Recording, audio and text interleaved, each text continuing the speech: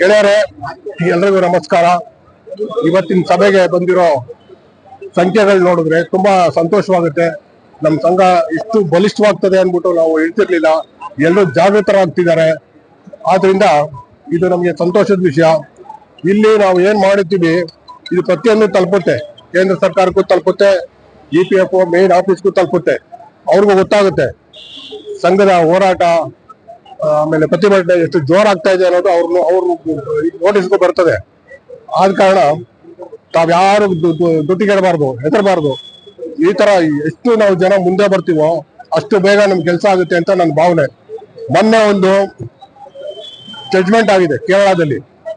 2014 ಮುಂಚೆ retired ಆಗಿರೋರಿಗೆ pension ಅರಿಯರ್ ಸಮೇತ ಕೊಡಿ ಅಂತ ಹೇಳ್ಬಿಟ್ಟು ಮೊನ್ನೆ ಲಾಸ್ಟ್ ವೀಕ್ ನಲ್ಲಿ ಒಂದು ಜಡ್ಜ್ಮೆಂಟ್ ಆಗಿದೆ. ಇದು ನಮ್ಗೆ ಜೈಲ್ ಪಾಲ್. ಅದು ಅರಿಯರ್ ಸಮೇತ ಕೊಡಿ ಅಂತ ಆರ್ಡರ್ ಆಗಿದೆ. ಇದೇ ತರ ಮುಂದೇನೂ ಆಗುತ್ತೆ. ಕೋರ್ಟ್ ನಿಂದ ನಮ್ದು ಹಾಗೆ ಆಗುತ್ತೆ. ಸ್ವಲ್ಪ ಡಿಲೇ ಆಗ್ತಾ ಇದೆ ಅಷ್ಟೇ, ಕಾಯ್ಬೇಕು.